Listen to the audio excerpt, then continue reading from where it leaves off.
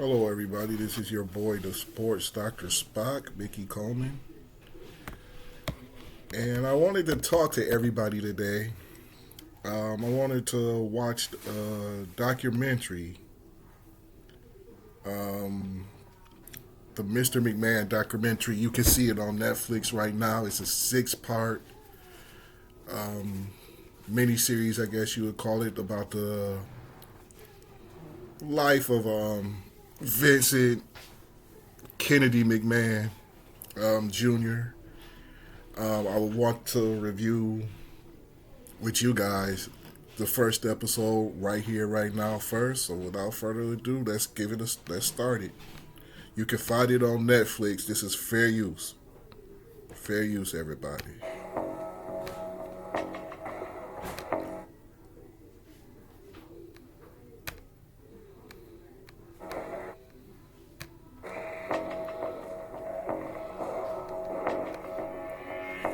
Good? I'm good, I guess. Where are we? What are we doing? Well, I'm talking about me. They're in like a warehouse, and the ring is he's sitting in an empty warehouse with a ring, almost probably like a wrestling school. Maybe they're at a training center or something. Where it's a big old warehouse with a big wrestling ring with the WWE turnbuckles and ropes around it. And they're talking to Mr. Vince McMahon right now. Which I have never done before. I don't like talking about me. Talk about everybody else. I'm cool with I can go perform, but this is like very strange, a little different. Me talking about me. So I'll do the best I can. Larger than life, Vince McMahon. More famous than some of the wrestling stars he helped create. McMahon has been called the P.T. Barnum of wrestling, building WWE into an international billion-dollar business. He's also an on-screen presence as the billionaire bad guy boss. Where the hell have you been? For a long period of time, people wondered who I really am. The portrayal of me, I'm a bad guy. But no one really knows me. And it's been a while for me to try and figure out myself. I still haven't quite figured out who I am. Do I know Vince McMahon? I don't think anybody knows Vince McMahon. That was the voice of Terry Bollea. You guys probably know him better as Hulk Hogan. He's a part of this series. Hulk Hogan in the 80s up into the mid-90s was probably the biggest star in wrestling. In the early 80s, he was probably bigger in Japan. I think he was the first New Japan heavyweight champion. And then later he first was working for Greg Gagne in Minnesota in the AWA promotion. Not Greg Gagne, Vern Gagne. Vern, who was a former Olympic wrestler, ran a territory called the AWA that pretty much ran Minnesota, Milwaukee, Chicago, San Francisco, and Vegas. So they ran all the way out to the West Coast in some spots. But continue on, Hawkster. Welcome, Mr.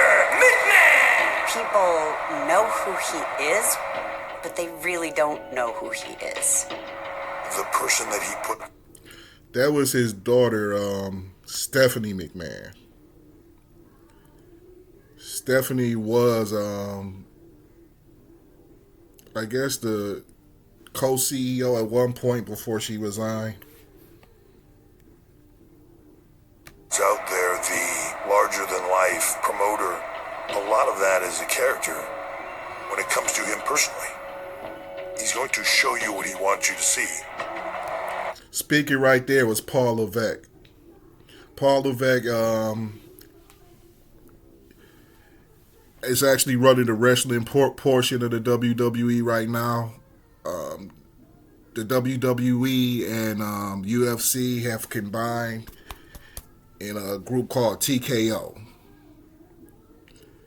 Right now, that's Paul Triple H Levesque, who is actually Stephanie McMahon's husband, speaking right here.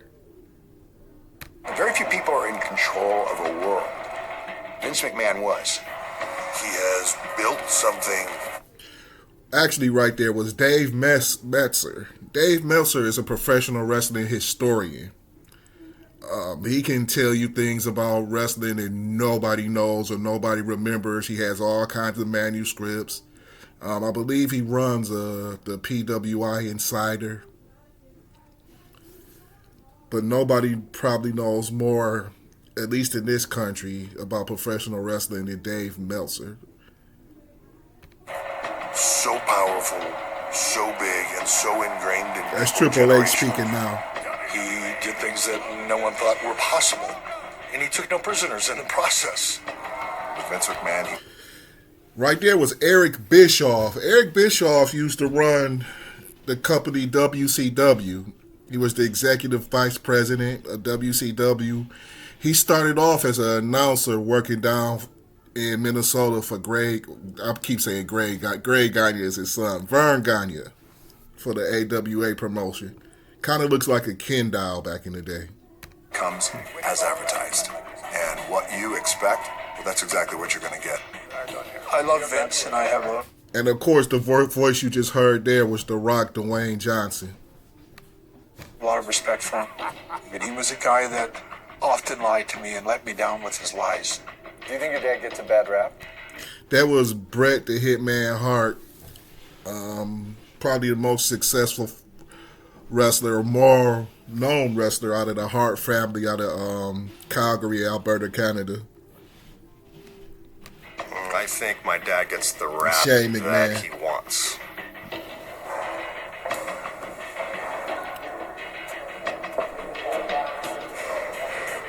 Breaking news that was just brought to me. Vince McMahon, the legendary CEO and chairman of Worldwide Wrestling Entertainment, is stepping aside. The Wall Street Journal reports that WWE is investigating a Fair secret use, $3 million everybody. settlement that Vince fair McMahon use agreed to video. pay Do a a now former commentary. employee, who McMahon is accused of having a consensual affair with. It started with a tip, and the tip was that the board of WWE had received an anonymous email. The emailer was accusing McMahon of having taken advantage of an employee and then covered it up. Another thing we heard was, you're only scratching the surface, and there's a lot more here. That first story in June of 2022 touched off a series of events that included us reporting on other NDAs, government investigations, Vince stepping down, Vince McMahon returning, and then selling the company, and then a lawsuit against him that contained some of the most graphic details imaginable. The WWE mogul resigning on Friday after a former employee filed a lawsuit accusing him of subjecting her to, quote, countless depraved and humiliating acts. There were all kinds of allegations made here. They'll get more into it as the documentary goes, I believe. But I don't believe they're going to talk about it a whole lot here. And we'll get into it more as the documentary gets into it.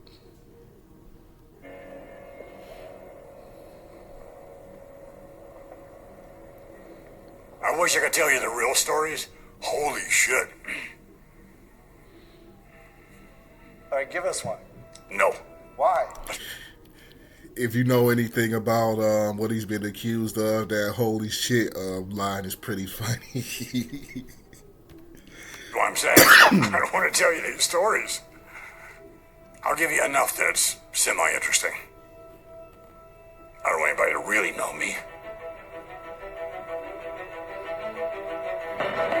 He's as polarizing as he is entertaining. Vince McMahon is part renegade, part mogul, and all showman. Over decades, McMahon turned the WWE into a billion-dollar juggernaut. Throw in one part athletics, one part theatrics, and more than a dash of violence, and what do you get? One of America's favorite pastimes. 100% grade A Americana. The Justice Department has announced the indictment of a man who runs the World Wrestling Federation. This is about crime. This is about breaking the law. This was a tyrant, a head of this organization that ruled by fear. What did he know? What did he do? And what did he try to hide? This goes beyond business. It's a family matter as well. This is like Succession in a wrestling ring. Another corporate leader mired in a sex scandal. We're not talking about garden variety misconduct. We're talking about some real awful things. A lot of Vince McMahon, his ability to get away with stuff was because he was also this character. Where does the line between... Again, you can watch this documentary on Netflix. Vince McMahon and Mr. McMahon end?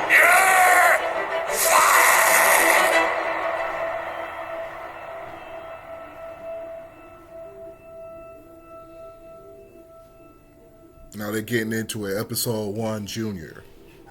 Well, the first thing I need to tell you is you're not going to totally understand what happened or what is, because you have to live it to comprehend Terry it. Bollea, You only Hulk Hogan. know what they tell you. So I just know wrestlers and promoters and know this business, so you're not going to get, the whole enchilada. To explain what pro wrestling is.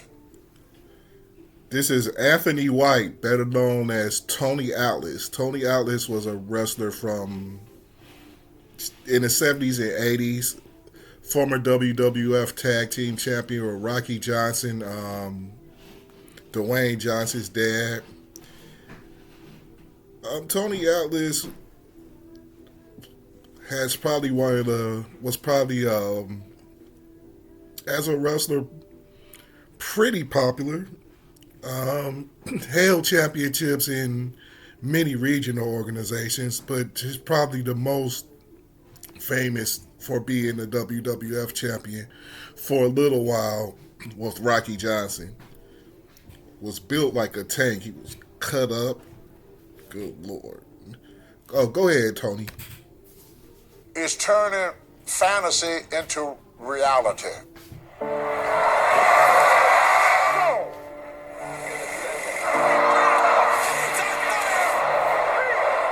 I remember guys go, why do you watch that bullshit wrestling? It's on, none of it's real. Who cares? It's just phony wrestling. It's like, you're wrong. Bret Hart was keeping it so real in some of these clips. Some of the things he says here. One, you might say a lot of things about Bret Hart, but Bret Hart is very honest when he speaks to you. We're very blunt. I look at what I did. That's an art form. Just watch the beauty of it. Wrestling is this curious phenomenon that allows people to let out their aggressions while watching Sure, a clips morality of play. Bret versus Most people, Steve when they're driving Austin. home, they go, oh, it was all a show. Son, none of that was real. But when they're there in the building, you want to believe it's real. I was a true artist.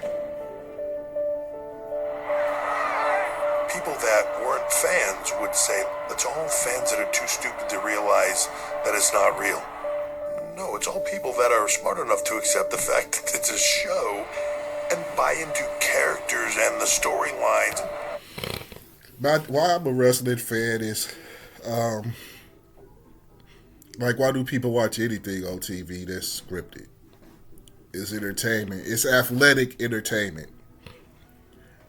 Some of the things they do, even though it's predetermined, are very physical still, and it still takes a tremendous amount of athletic ability to do it correctly. And these guys still get hurt very bad, and still have problems. Some of them have had problems with CTE, as Chris Benoit has. Concussion problems. They have their knees scoped. Neck injuries, you name it. These guys have it. So I look at it as it being just as physical as just about any other sport, even though it is predetermined. And engage in it in that manner. Pro wrestling has always been a That's soap Bob opera, Costas. just in broad primary colors. Here's your hero, here's your villain, here's your damsel in distress. We give you an opportunity to feel. When you see everything we do, it's about emotion. And it's about grandeur. That's what America is. It's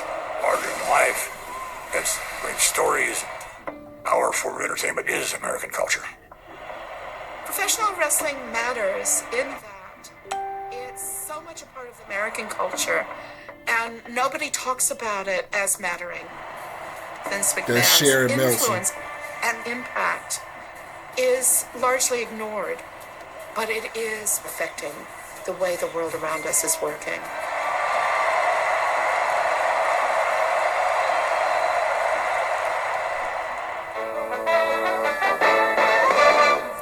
To swing down to Phoenix to do some PR for March 31st. This is 39-year-old Vince McMahon, a third-generation wrestling promoter, sometime announcer, and the force behind the WWF. One day, we hope to be recognized as the premier source of sports entertainment in the world today. I got my start in the business because of my dad. My dad was considered the best promoter in the business. I first met Vince McMahon Sr. Vince McMahon Sr., Richard James McMahon, used to run the WWF at WWF until about 1983 when he sold it to his son, Vince McMahon Jr., who we're speaking about right now. Speaking right now is Paul Heyman. Paul Heyman used to run and own the ECW. Also was a talent in WCW, the NWA, the AWA, where I first saw him working down there for Vern Gagne. And he's done everything from manage to broadcast to, like I said, running ECW. Probably was the most eloquent speaker through this whole documentary. This dude can sell anything. Anything. Go ahead, Paul. Talk your shit. Madison Square Garden when I was 15 years old. He looked and presented himself like the Pope of Madison Square Garden. When I was growing up. See what I'm saying? He looked and presented himself like the Pope of Madison Square Garden. Who talks that type of shit? Go ahead, nigga. I didn't know that my last name was McMahon until I met my dad when I was 12 years old. This dude said he didn't know his last name was McMahon until he met his dad at 12 years old. They don't really get into why he didn't meet his dad till he was 12. Why his dad didn't want to see him until he was 12. If his dad even knew about him until he was 12, even though he carries his name. The only thing that's different is the middle name. Vince Jr. is Vincent Kennedy McMahon, and Vince Sr. is Vincent James McMahon. Go ahead. Before that, I grew up in a trailer park with my mom and this certain stepfather who was abusive. I got the crap beat out of me on almost a daily basis. You just live with it until you get out of it. When all that, physical abuse and everything was happening, never heard a word from my dad. I saw my dad for the first time. It's almost like my dad had a glow about him. I ran up to him, open arms, expecting to have this big hug. And I got on the back kind of like, boy, that's a little bit different. But nonetheless, I sort of fell in love with him right away. You could feel. It's weird that he didn't see his dad till he was 12 years old, that he was supposedly living, I ain't gonna say that, he was living in these horrible conditions where he's being abused and he's staying in a trailer park. And he meets his dad and basically just gets a pat. And he said he fell in love with his dad right away. He wasn't angry. Like, where the fuck you been all these years? He just said he felt, that seemed different to me. I know if I don't see my kid for 2 weeks, she would have a problem. Like, she'd probably be talking all kinds of shit. He had in his heart the way that you wanted him to be, somewhat. Or maybe I was just bullshitting myself. I don't know. My dad and I never had the conversation about why he wasn't in my life during all those formative years. I don't believe that. He just don't want to talk about it. I don't believe it never came up. Even when I became much older, we never talked about that. Whatever, motherfucker. One thing that's indisputably true about Vince McMahon is that he came from basically nothing. But once his father came into his life, whatever dreams of escape Vince had went from the abstract to the concrete. He could point at his dad and say, that's what I aspire to. And that's going to be my way out of this. I never saw much wrestling on television until I met my dad.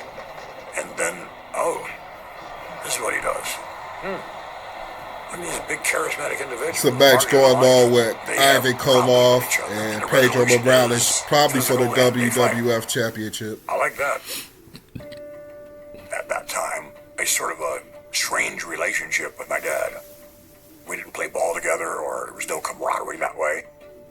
We talked business even at that age. That was sort of what we had in common, other than the fact that we were blood. Vince and I met when I was 13 and he was 16. I don't think I ever heard him talk about doing anything else other than wanting to be involved in the business of professional wrestling. That's Miss Linda McMahon, Vince's wife. If you watch the documentary and you used to watch wrestling when she was on television, she looks better now than she did then. Go ahead, Linda, talk your shit. I knew I wanted to be in my dad's business. Come on, Pop, there's got to be something. And that's when he allowed me to go to Bangor, Maine. It's the furthest northern outpost in my dad's territory. Bangor was a success, and my dad was thinking, the kid did pretty well. See, back then, wrestling was pretty much, it wasn't, say, AEW and WWE. It's the two main nationwide promotions. Back then, before Vince took it nationwide, there were territories. Like, Vince Sr. had basically the Northeast, Boston, New York, Maine, probably some southern parts of Ontario, around the Niagara Falls area. You know, he had all of that. Bill Watts had the Mid-Atlantic. Joe Blanchard had parts of Texas. Peter Maivia had California. It's a lot, and I'm probably wrong about some of them because I don't remember them all. I forgot. I used to know. I forgot. So you'll have to excuse me if I was wrong. I just wanted to give you guys a basic breakdown of how, where he said his dad's territory, how it used to work. It used to be a territorial system in the United States. Go ahead. Then one day I'm with my dad, he's doing a television show, and our television announcer kept asking for more money. The show's about ready to begin. And where's my bread, nigga? If you don't pay me what I want, I'm walking out. And my dad a lot of times had these quarters. He would like click these quarters in his hand as he was thinking. So I see him off like this, and he's thinking. I said, Pop, what are you going to do?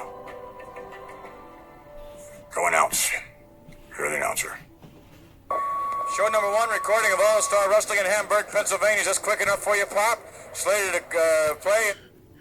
You can see All-Star Wrestling on Peacock if you want to go back and look at some of these old shows. Go to the WWE section. And I guess that's Peacock Premium. You can go back and look at some of these old shows. Just roll it, Daddy. Hello, everybody. My name is Vince McMahon. So I start trying to BS my way through as an announcer. Bobo, look at those neck muscles, big biceps, a great athlete, and really, indeed, not to belabor a point, but it is indeed nice to have him back here this week. Vince was a horrible commentator. That's Bruce Pritchard. Bruce Pritchard has been a WWE executive on and off probably for the past 35 years. He's worked in other territories too. I believe he worked out in Texas for the Von Erichs too, and in Mid-South for Bill Watts. And he's also the brother of professional wrestler Dr. Tom Pritchard. Tom Pritchard, if you remember, was a former WWE champion, tag team champion. with, I believe, Jimmy Del Rey. This was a long time in the mid-90s with Jimmy Del Rey as the Heavenly Bodies. Also had great matches in the USWA with Jeff Jarrett. But Bruce Pritchard was also Brother Love, if you remember Brother Love. That's Mr. Bruce Pritchard. You can check his YouTube channel out. He's pretty funny. He does impressions and everything. Go ahead. One thing that Vince had was emotion. And Vince told stories. I realized that I'm the conduit. I have to translate to the audience what's going on in the ring. Here's the story that's being told. Zbyszko is facing a legend. Our business is no different than... It's a match between Bruno Sammartino and Larry Zbyszko. Okay, you have an environment, so we establish what that environment is. They've jam-packed this arena. The next thing you have to do is create some very interesting characters. Zbyszko, of course, the only individual to have been trained by Bruno Sammartino. The good and the bad. A babyface, which meant a good guy, and the other was a heel, which meant a bad guy. And Sammartino holds the rope open for Zbyszko to look... Uh-oh, look out! And then you introduce another character. Sends a referee flying out! But there's always this big finish. Zbyszko's swinging Sammartino, and he really let him have it. Zbyszko couldn't take it. The formula is simple, but not that easy to do. Sammartino laying in a pool of blood. Kept that job. Now, Bruce said he didn't think Vince was a very good commentator. I actually thought Vince was a good commentator. I mean, he didn't... As far as telling a story, I thought he did it very well. Now, he couldn't tell you move per move, such as Jim Ross or other wrestling commentators. But I think he did very good as far as telling a story. And spoke with enthusiasm. And actually he actually sounded like a natural sportscaster. So I don't really agree with what Bruce said right there, that he wasn't a good on commentary. I don't think he was that bad at all. Announcing for my dad. And it wasn't long after that, but my dad wanted to get out of the business. So he wanted to sell to someone. And when he was going to sell to someone, he wasn't thinking about me at all.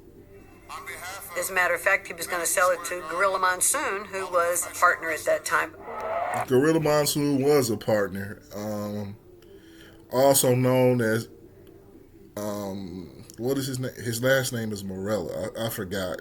I'm sorry. I should have been better prepared. But Mr. Morella worked for them basically until the day he died. And actually got paid lots of money for them, even though he didn't buy the company. He worked for them and still got a percentage. Vince gave him a percentage of the gates or whatever for years. So even though he didn't have a chance to buy the company, he wasn't hurting until the day he died. He's also the daddy of former WWF referee Joey Morella, who passed away years before Gorilla Monsoon passed away. I think Joey Morella probably died sometime in the mid-90s. Go ahead. Monsoon with another little jab there. Ali's not finding his back at all. They're showing a match between a stage match between Gorilla Monsoon and Muhammad Ali. Feel the tension right away. Gorilla Monsoon thinks I'm competition. And boy, was he right. When I proposed to buy my dad's business, he made a deal with me.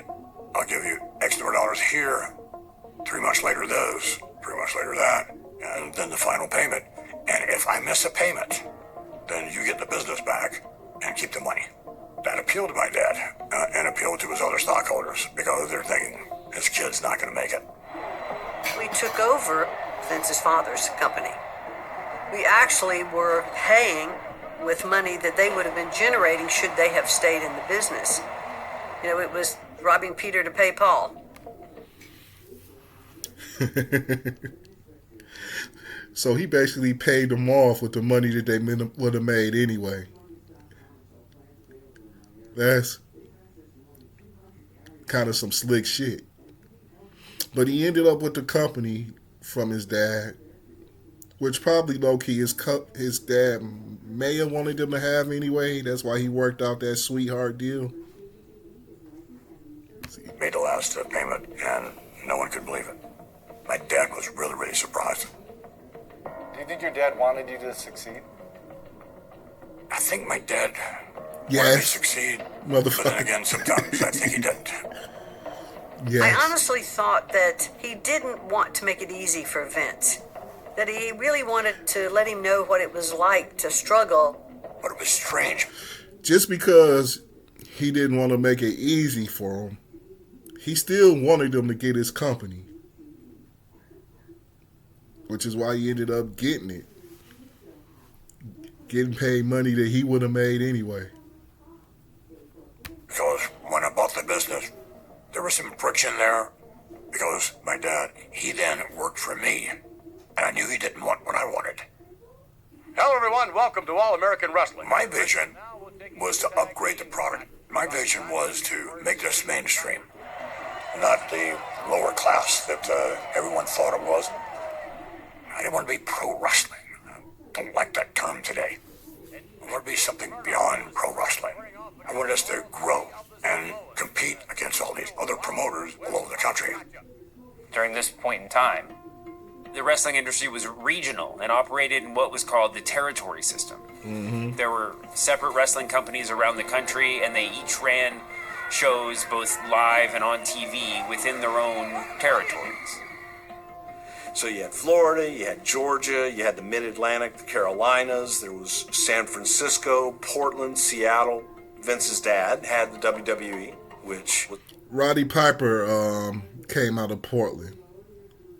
Was then known as WWF in the Northeast Territory. And there were these imaginary lines that no one crossed. It was a good old boy system. People had agreements, and you didn't break those agreements. As soon as I closed the deal, I knew right what I wanted to do. I'm going to go right into their territories. One of the great World Wrestling Federation cities, St. Louis, Missouri. And indeed, Vince started St. Louis was ran by Harley Race, former 7-time NWA World Heavyweight Champion. Promoting his own shows. Harley Race ended up working for Vince not too long ago, and Bret Hart's dad ran Calgary. Stu Hart, who runs the Dungeon Wrestling School. You go there, you hear people screaming because he's stretching the shit out to students. But a lot of the times, Vince would take the best. I'll let them tell it. Vince would take your best stars out of your territory, and sign them, and then you lose them. But see, Vince Jr. Sr., if he would do it, would do something like, okay, I'm going to take this guy, but you can have Andre for a couple weeks. So that's probably a couple weeks worth of sellouts that you get. So Vince Sr. would give you something after snatching your top star. Not Vince Jr. Go ahead, y'all. What would traditionally be someone else's territory. And that ruffled a lot of feathers. whether it's in St. Louis, Los Angeles, Hoboken, New Jersey, or wherever, no doubt the World Wrestling Federation will be there. So my dad was very much against that. He said, take it easy, Vinny. Don't rock the boat. It hurt my dad, but at the same time, I'm in business. Other promoters started threatening my dad. You know your kid, Vince, is going to wind up at the bottom of a river. I don't know what it is, these promoters, I guess, love the bottoms of rivers. Whenever I was threatened, I didn't care. Because you didn't own anything. I'm competing with you. Back with you here on All-Star Wrestling, and joining me now, former 9-time heavyweight champion of the world, Vern Gagne. And Vern, I worked for Vern Gagne in the AWA, which was... This is Eric Bischoff. I already told you he worked for Vern Gagne back in the day. I remember seeing Eric Bischoff working for Vern Gagne probably right before the AWA closed. I used to watch the AWA on ESPN probably in the late 80s. The strongest territories And as far as Vergagne was concerned, Vince was Satan. He was the devil. He came in and ruined all the territories. In a moment, we'll take you to Tampa, Florida. See, Vern had pretty much a widespread, like he had Minnesota, Illinois, parts of Illinois, some of Northern California, and he had Las Vegas. He ran lots of shows in Las Vegas. So Vern had a pretty imposing territory, and Vince got a lot of talent from the 80s from Vern. A lot of talent. Go ahead, Vince. Talk some more shit. Once they made their national expansion and started shattering the territory Eric, mold, so many of the top talent who were really fixtures in other territories decided to take a better opportunity with Vince McMahon and the WWE. Our talent was making so much money, which attracted other talents. It's a virtual flood of wrestling talent into the World Wrestling Federation, the likes of which we've never seen before. If you really look at what he did, he was quite cutthroat. He basically went in almost every... It's like he put together a super team, like, you know, LeBron going to play with Dwayne Wade and Chris Bosh. Gary Payton and Karl Malone going to play with Shaq and Kobe. You know, the New York Yankees signing everybody that they can. This is kind of what Vince did in the 80s.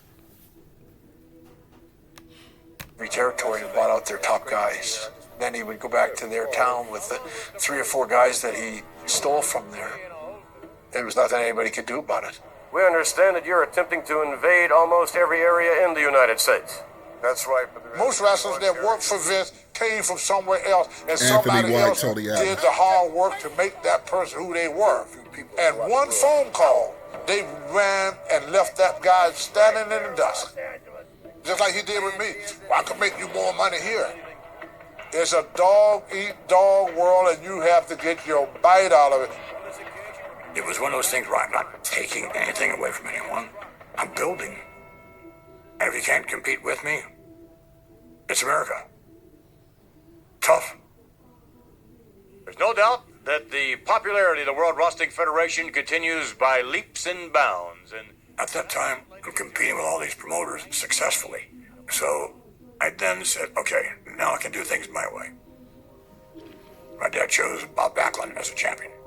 I left to travel. Bob Backlund was the champion for a long time. I believe 6 years. I believe he beat superstar Billy Graham for the championship in 1977. Love the fans. I love wrestling, and every minute of my life is a pleasure. Fun to watch in the ring. It was kind of cookie cutter as far as on the mic. He was the all-American boy, but a little too milquetoast. I was looking for someone that had more charisma. Look at that. Are you kidding me? Look at this. The dream. Just pummeling his man now. Oh, no. It's like, okay, there was Dusty Rhodes as a possibility. You can look up in this building in a matter of few hours when it's full, and you can see a black man and a white man needing now the same. Dusty Rhodes is also a former booker. Was a big star in Florida working for Mike Graham for years and years. Former 3-time NWA champion. The American Dream, Dusty Rhodes, is the father of current WWE champion Cody Rhodes. Go ahead, Dusty. Popcorn box. Woo! That's funky. That's the American dream. I had only ever been told by my father. This is that Cody he just Rhodes, didn't current believe in WWE it. champion. It seemed too large of an endeavor. Dusty could not take advantage of the opportunity. And so... Now, if he was looking for somebody with more charisma than Bob Backlund, Dusty would have been a great choice. I kept looking for someone that would charm you, someone that would excite you. Dusty could also was a good booker. A booker is somebody who pretty much sets the matches set who's goes against who, helps out with the storylines. Dusty had a very good mind for wrestling. You know, someone that was larger than life. This man is not a television illusion. This is the beginning of Hulk Hogan. The first time I met Hulk Hogan. As far as the WWF. I bought my dad's business. Wow, what a physical specimen. And he was Sterling Golden. Sterling Golden. My dad saw him. Sterling Golden, Terry the Hawk Boulder, just some of the names that I've seen over the years for Hulk Hogan before he became this huge star. No, that's not your name. And he changed it to Hulk Hogan. The Incredible Hulk Hogan. When they brought me up, they needed somebody that the people thought could beat Andre the Giant. It was one of their big stars. Andre the Giant is sports entertainment's first attraction. You could advertise Andre the Giant, and you could draw a house. Hulk Hogan going for the bossy. I was kind of like Andre's other half. Drawing a house means like filling up seats, put butts in chairs, sell out arenas or halls or whatever they were using at the time. Andre would do it for you back in the day. We wrestled everywhere. Jay Stadium was sold out with me and Andre the Giant. So I was pretty well established. And one of the ways I would get established was to have these so-called TV matches. During those matches, I would wrestle two guys. Sylvester Stallone saw that. And so that's how I ended up getting offered. Right, Sylvester Stallone put him in the movie Rocky III, where he played Thunderlips, the Ultimate Man. The part in the Rocky movie. I was talking with Vince Sr. about doing Rocky III, and Vince Sr. says, "You're not doing that. You're a wrestler. You know, you don't act and you don't do TV stuff." He asked my dad, and my dad said, no.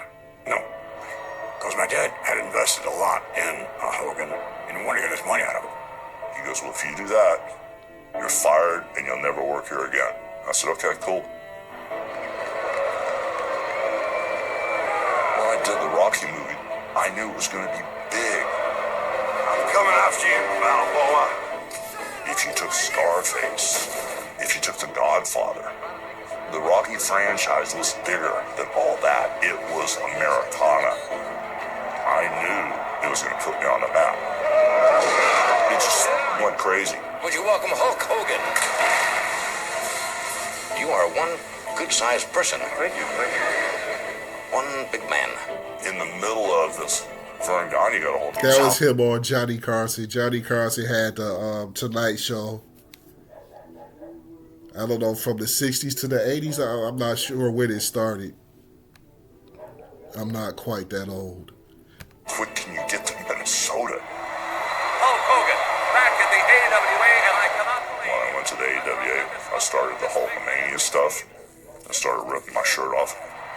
And it was growing and becoming dominant. I followed his career, and he was really honing in on his talents. Here comes Hogan. Here is the leg smash. He was huge in the AWA before he came back to the WWF, but he was even bigger in Japan. I am the champion. This is your belt. Vince came to me and said, "Hey, I want to take over all the territories, and I want to do it with you." And I went, "Let's go, brother." Hulk knew where the business was going. Dave and Meltzer. He knew Vince was the direction. It was an easy decision. Some guy's going to push you and make you the biggest star, and you're going to go national. The other guy just wants to promote Minneapolis and Chicago and Milwaukee. I've been dreaming my whole career It's about the going AWA. back, and when Vince said He had what Vegas was gonna too, do, Dave. I knew what was going to happen. And San Francisco. You gotta be kidding. Hulk Hogan. I would like to thank the WWF for bringing the Hulkster back with like this. So somehow I had to transfer the title from Bob Backlund to get to Hogan. I couldn't make that match. There were two, quote, baby faces. So I used the Iron Good Sheik. guys. Bob Backlund. The great Hussein Ara. Bala, bala, bala, bala. The Iron Sheik. The Iron Sheik was a great athlete, a former Olympian in not Iraq, Iran. From Iran was one of the most disliked individuals we've ever had as a heel in our company. There was a lot of nationalism then, a lot of rah-rah America, and for years we had problems with Iran. The president met with the National Security Council in Washington about the fast-breaking developments in Iran. There was American hostages that were being held in Iran. It's front-page news. It's talked about every single day. So when the Iron Sheik would be in the ring, waving the Iranian flag and all of that, actually I got a negative reaction. You look at what is happening and you try and tell a story off of that and have people be able to react in a way that they couldn't necessarily react in real life. Again, a lot of people do not like the Iron Sheik. You can't find an Iranian sheik walking down the street that you can boo and hiss at and see him get beat up. But you could go to the wrestling matches and you could see it. What are they chanting? Iran what? You're showing right now where the Iron Sheik beats Bob Backlund for the championship. Like Vince said, when he brought Hulk Hogan in, Bob Backlund was already the champion. They were both good guys. And back then, you didn't see good guys going against good guys and bad guys going against bad guys. They just didn't do it. So he had to figure out how to get the championship off of Bob Backlund, who would make sense.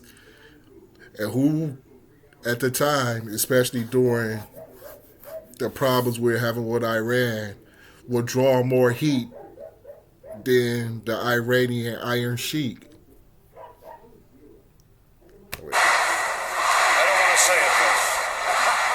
Doesn't always age well, but you look at the movies.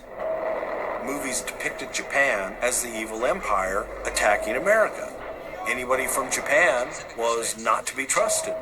Germany, You are a liar. Russians. If he does, he does. You were taught at an early age. These people, foreigners, they were the bad guys. From Russia. Right, wrong, indifferent. In that time, your bad guy was the Russian bad guy, the German bad guy, the Japanese bad guy. And it was easy to understand for people. Wrestling is an imitation of the world. If you want to know what America is like, watch wrestling. We show you yourself. Tell me a wrestler you don't like. Sheep. How come you don't like He's from another country, man. From another country. Vince see what's going on, he followed the river. That's how he became rich. He never swim upstream. You can look back on anything and say, oh, I bet you regret that. Well, look back on, 10 years, 20 years, 5 years ago. Life was different then. Things were different, values were different, and you can't take the values of today and look back and say, okay, the same values apply to that. Well, it was a different time, different life, different set of values then.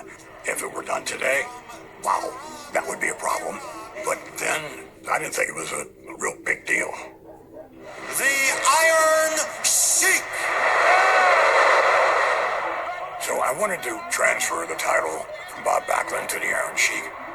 And then, of course, setting us up for this big blonde-haired All-American. Now, the Iron Sheik is about to go against Hulk Hogan to get the belt back to the USA. It's the All-American hero versus this evil Iranian. Yeah, Hulk Hogan was known as the All-American hero. Say your prayers, he eat your vitamins. Came out to a song called Real American. Go ahead and whoop that Sheik's ass.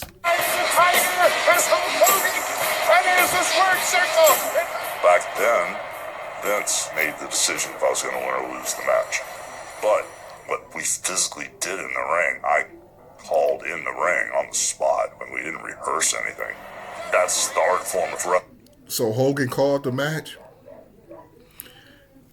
During wrestling matches, usually the wrestler with the most experience or one of the wrestlers ends up calling everything that goes on. You can almost see them kind of talking when you watch closely. Go ahead. I jumped in before the bell rang. Didn't tell him I was going to do it. Just felt like the right thing to do. Up now, has the Sheik's rope, and he clotheslined him with it. Didn't tell him I was going to clothesline him with it, choke him out with it. Just all happens. The Hulk now is in trouble. You have to listen to the crowd. The noise is deafening. You kind of like feel it, you listen, you think. Hulk Hogan, he dropped the big leg on him. 1, 2, he got him. It's a really huge response from Madison Square Garden. Hulkamania is here. And you see the strategy works because everybody in Madison Square Garden is going nuts. And of course, everyone knows of Hulk Hogan to this day. All I asked was for the whole WWF to stand behind the Hulkster, and I told him I'd bring it home for the USA. Hulkamania's running worldwide. To put the belt on the Iron Sheik and then have the business direction that the belt's coming to me because we need a guy to be the foot ornament to take over the world, that was a business decision that Vince had to execute creatively. And it worked. Many fans feel that Hulk Hogan is perhaps the most exciting pro wrestling champion ever. You can't overemphasize the importance of Hulk Hogan. You take Hulk Hogan out of the equation, I think Vince fails in his expansion. I'm relatively certain he fails in expansion. Pro wrestling is a star-driven business, and the ability to make stars is what makes you popular. Vince was much better at making stars than all of these other promoters because his father was. Vince McMahon Sr. was really good at making the top guys come across like stars, which was more important than having good wrestling matches. That was Vince's strength because it was his father's strength. There was a point when my dad told me he was proud of me. He said, you know what, Vinny? All these friends of mine, they're not really friends of mine, all these promoters I worked with all these years in their territories, you know what, fuck them. You're beating all of them. I'm proud of you for what you've done. Fuck them all. And I thought, wow. It's the first time my dad ever said anything like that he was on my side. Of course, he waited until I was a success, and maybe he felt that way all along, but he never told me. That was one of the biggest moments of my life. Until... I would like to have you all rise in a moment of silence for Mr. Vincent J. McMahon. Vince McMahon Sr. died at the age of 69. Cancer. This is what they're speaking of right now when he says one of the biggest moments in life until... The day before he died, it was the only time that he told me that he loved me. But wow, he told me before he died. That felt so good. Whether or not they care for you or not, it's so wonderful in life to have someone that you care for. And I had that opportunity to really care about my dad and to love my dad. I don't think he liked his father. To be honest with you. Why do you say that? When Junior came along, he had a vision that wrestling is going to change. It can't remain the same. And every idea that came out of his head drove his father up the roof. It drove the wrestlers up the roof. I remember the guy you sat in the dressing room talking about how nutty he was. When Vince became the owner of the company, and he and his... He goes on about how much he cared about his father. There's somebody who was around them both for years, Tony Adams, like, I don't think he liked his father. Fathers started to clash. The clashes were mostly because of Vince Sr.'s lack of willingness to accept where the industry and the business was headed. Vince come along with all these ideas that we thought was crazy. It was not wrestling. Vince had ideas about programming to a younger audience and not shying away from the fact that this was scripted entertainment. Vince really wanted to grow and expand. While everybody else was looking at the territories, Vince understood that national cable was the future. It was very clear to me from the very beginning that Vince was looking at a bigger distribution. USA Network became the marketing channel for WWF. Vince always wanted to promote something new that they were doing. Vince was never in the wrestling business. He was always in the entertainment business. Like, for example, when he first came in and took over, he made that talk show. And we thought he was off his deep end. Thank you. Welcome to TNT. It was so much fun. Right, he had a talk show probably about 84, 85 called Tuesday Night Titans, where he was sitting there trying to be Johnny Carson. He had the wrestlers on there. I always found it, at that age, I thought the shit was boring. I don't know how I would feel about it now. But I guess when I was that young, 5 or 6 years old, I would want to see more wrestling. I didn't really want to see them speak like that. Go ahead, Vince. It was the Wild West in a talk show format. It was a riot. Whoa! You stupid idiot! It's funny, Dave Schultz was playing with his shotgun and it went off. He went crazy. With different kinds of ways to expose the talent to different audiences. I'm in favor of that for sure. He always wanted to use wrestling as a stepping stone into other stuff. Our company was growing, and things just started opening up. And it was like, well, yeah, let's do this, let's do that. The voice of the World Wrestling Federation and host of TNT, Mr. Vince McMahon. He's on the show with David Letterman now. For those of you who are too young to remember, David Letterman had a show on NBC that came on after Tonight Show. It came on a little bit later. The same concept as the Tonight Show, basically just a talk show where the stars come and sit down and they have musical guests, and the band was led by Paul Schaefer. So right now, Vince is on the David Letterman show. The mothers in New York City. There was an overlap that you and Vince had early on. Oh, yeah. It was Letterman's 3rd anniversary show, and they decide if a baby was born during the show, then that baby would become the late night baby. And so they sent Vince McMahon to one maternity ward and me to another. Vince, I have a question for you. Yes, David. Is that your tuxedo? No, actually it's not. Okay. I think Vince enjoyed being on David Letterman. It was as culturally hip a show as you could find. It was a mark of credibility if David Letterman gave you a figurative thumbs up. I have a question for you, Larry. Is that your tux? No, it's not. All right. Thank you. Vince always looked at how could he connect different aspects of the world of entertainment. How can we co-brand with something and make both of our brands bigger and stronger? Hi, you're listening to MTV, music, television, and Then MTV comes out. MTV used to just play music videos and shit all day long. That's all they did. They didn't have reality shows or none of the other stuff that it may have now. I haven't even watched MTV in a couple years, so I don't know what's on there now. But it used to just play music, and it used to pretty much be, wasn't no hip-hop. Rap City came out a little bit later, but it took them a couple years for them to even play Michael Jackson. But they played basically pop music when they first came out. Go ahead. Cyndi Lauper was on MTV at that time, and she was a huge star. She was. For the uninitiated, this is Cyndi Lauper, whose debut album, She's So Unusual, placed 4 singles in the top 5. On the video for one of them, girls... Back then, the two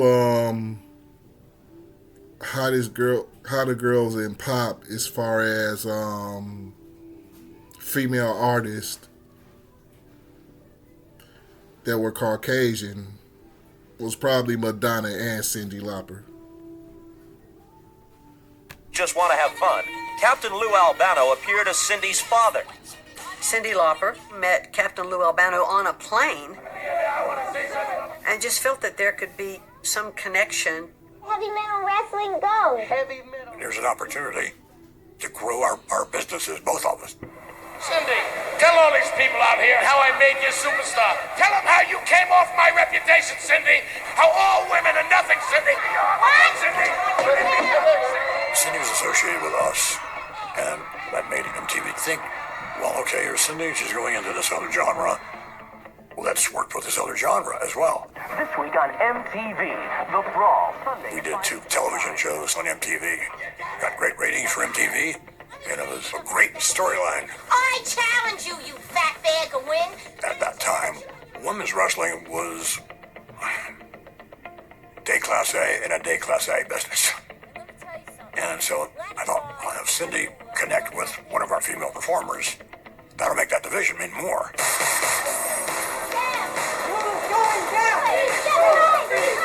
Wendy Richter was the choice to represent Cindy. I just got a call from her out of the blue asking if I could represent her in the ring.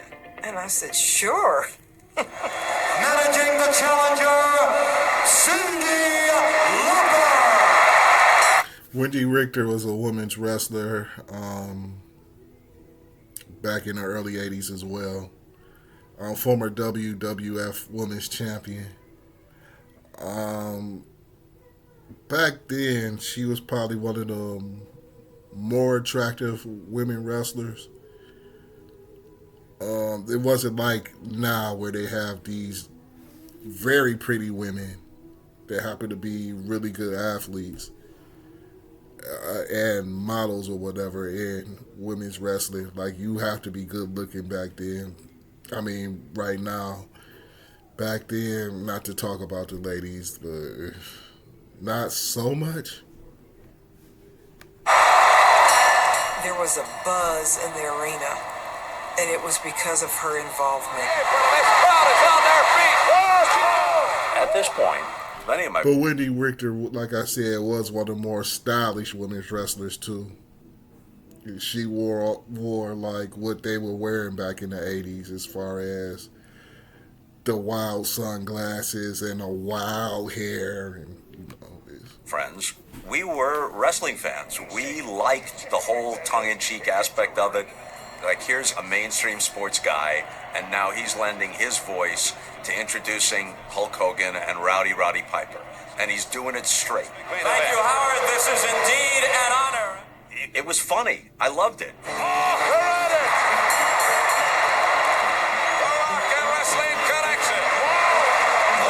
They show Roddy Piper wrestle Hulk Hogan. I had made friends with Mr. T. And Mr. T was white hot at the time, just really on fire. So you bring the celebrity into our world. Mr. T had cereal, lunch boxes, action figures from his show The A-Team. Mr. T was one of the bigger stars in the country at this time.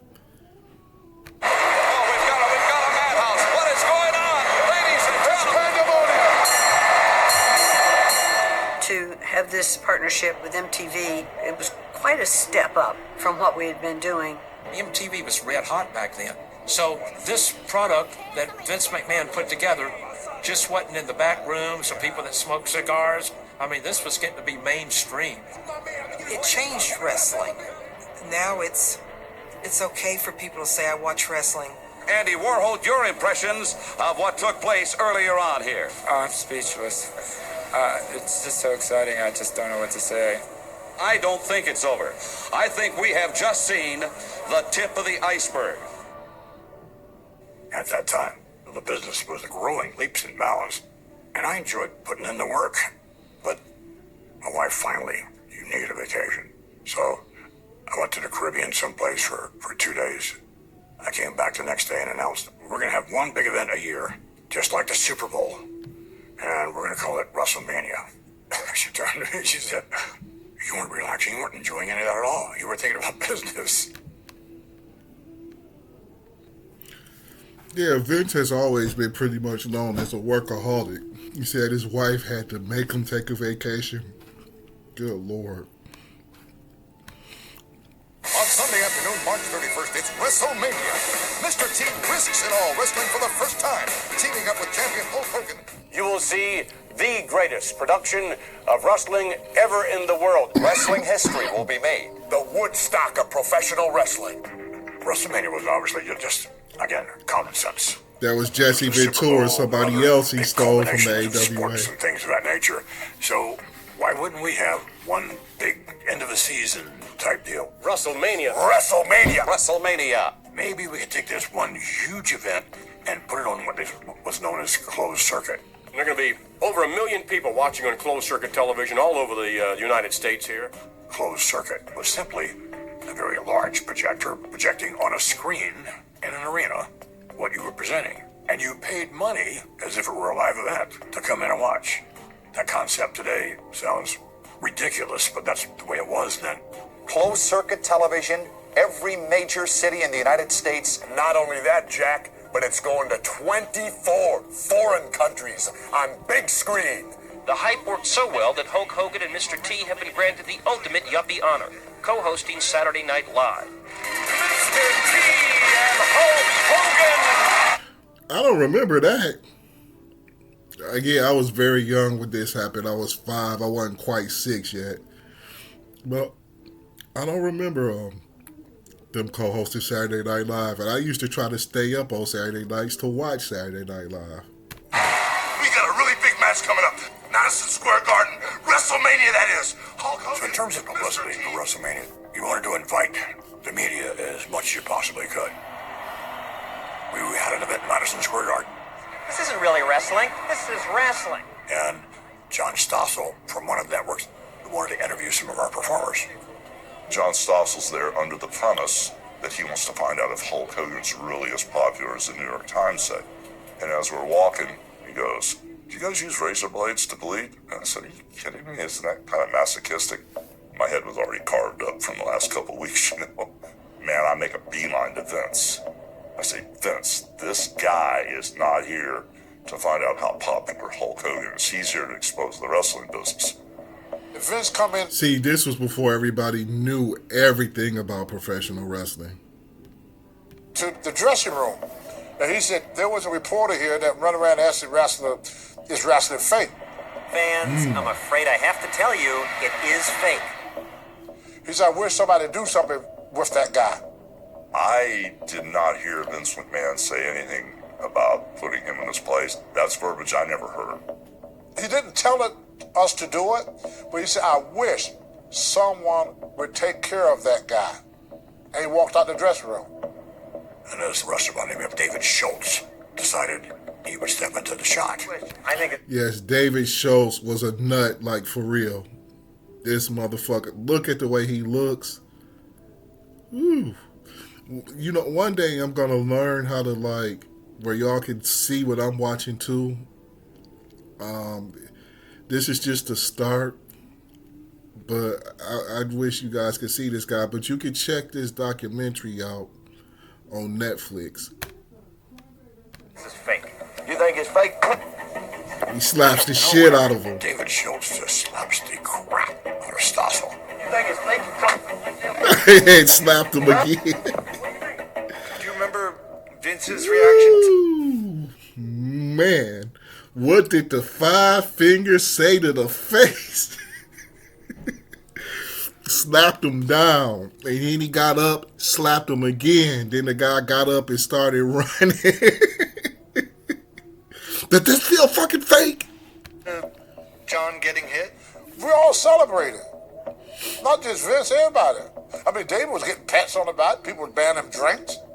Well, at the time, we were very protective of the business. Because wrestling is not fake. It's predetermined. And it's exhibition. But I can tell you, in the last 10 years, I've had 23 surgeries in 10 years. So if that's fake, please explain it to me.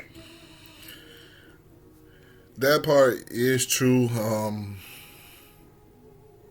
Hulk Hogan is known in wrestling as not being always the most honest guy. So sometimes you have to take what he says with a grain of salt, but I believe what he said there is very true. I don't know about the 23 surgeries. I'm not going to say this man ain't had all these surgeries. Because I just told y'all in the video how many surgeries did these people do have. So, go ahead, nigga. Keep speaking. I didn't get the memo. At the time, you got to realize, David was protecting the business. We loved it until the lawsuit came down. That's when the shit hit the fan. How is it physically? The doctor now says I have ear damage that's probably permanent. Mainstream culture was coming to pro wrestling. But I'm sorry. It's not funny that this man got hearing damage because a dude smacked it. Well, maybe it is a little bit. Ooh. I was very young, so I only remember, and I've seen this story before, but I hadn't seen this part. So you have to excuse me for the reaction. Go ahead, bitch. I mean, pro wrestling wasn't quite ready for prime time. You see a similar thing on the Richard Belzer show. When Hulk Hogan, who's the most media ready of anybody in that crew, finds himself in this incredibly bizarre and unfortunate situation. Well, apparently you don't know what's going on, man. You must have found a log cabin or something. Well, I'll lay it out for you, little dude. Let me tell you how. Okay, big Mr. It's tough to take when people are trying to undermine our business. And the thing is, I fear no man. I believe you. Can you dig it? I can dig it twice. Are you a man? What do you think? I really don't know. You want to step out? Like when Richard Belzer says, hey, put one of those wrestling moves on me. Well, you just tell me, brother, when you want him to quit squealing, okay? All right. Brought him over and I just lifted him in the front chin lock. How about it, T? Keep like that for a little while. When I let him go, he fell and hit his head. Belzer just flopped. And Hulk thought it was a pratfall. In actuality, he was hurt. He hit his head when he fell, and it was bleeding. This was not good. I sued Mr. T, I sued Hulk Hogan, I sued Vince McMahon, I sued the World Wrestling Federation. I sued them all.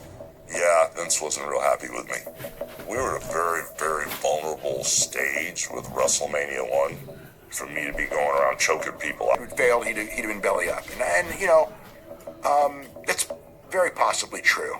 Well, my parents mortgaged everything they owned to make WrestleMania 1 happen.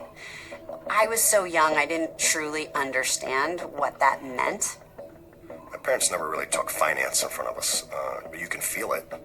My dad would just keep saying, this is going to work, and, we're betting a lot on this one.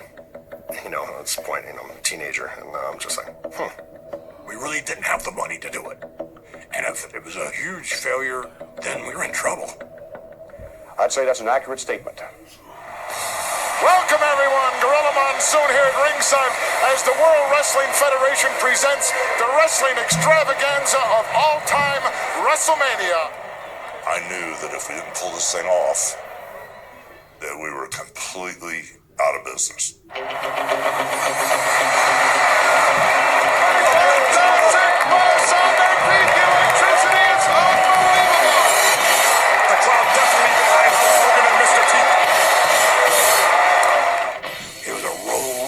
A big one.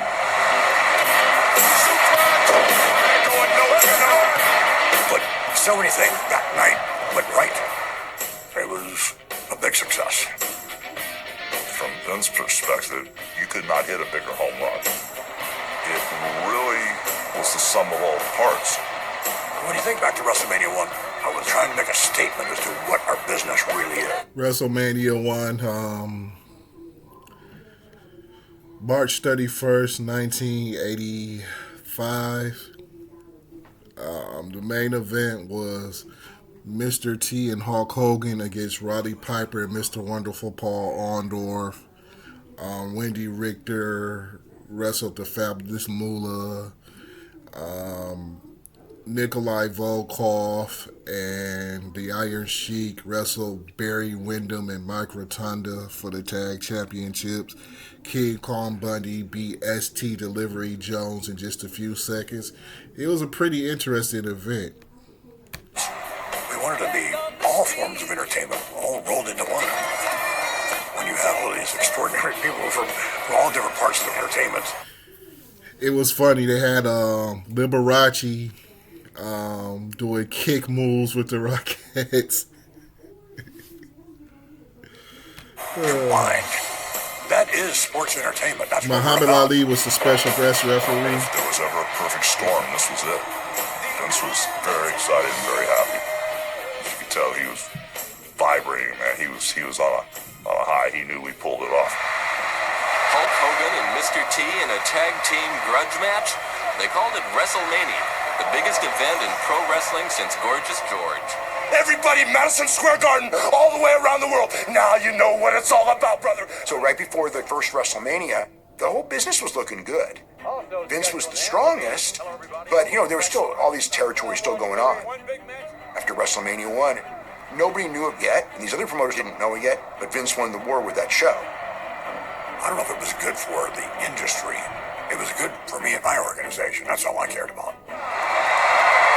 After WrestleMania, whatever. See, a lot of the other promoters will be like, what's good for business? What's good for their business? Vince wasn't really worried about the rest of the business. He was just worried about his business. Other promoters didn't think like that. They was trying to make it where they all ate. Vince wanted his food and your food. Every city we were in, all of a sudden, more TV cameras were everywhere in the buildings, and people wanted to do interviews with us. It was such a major success, it really just put a skyrocket on the company. That's Jimmy Hart. This whole momentum changed the wrestling business from cigar smokers and beer drinkers who want to see violence to having families in the front row that want to buy a ton of merchandise. It definitely made wrestling so mainstream, there was no denying that we were here to stay.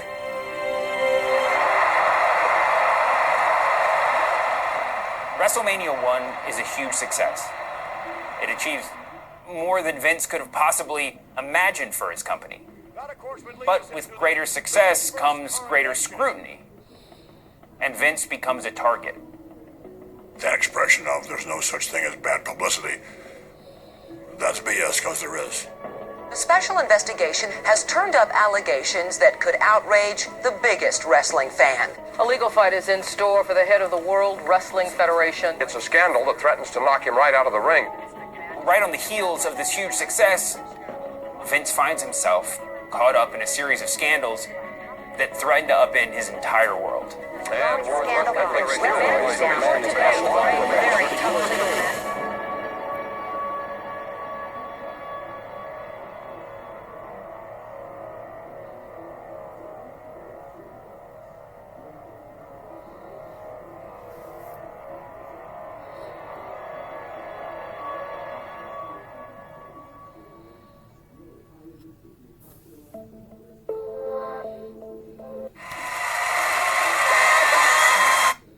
All right, there it was. That was episode 1 of the Vince McMahon documentary. Comment, like, share, subscribe. Tell me what you think about this, and would you like me to do other episodes? Would you like me to react to other episodes, or anything else you would like for me to react to? This is your boy, the Sports Doc Spock, Mickey Coleman. You guys have a great day, and I'll talk to you soon.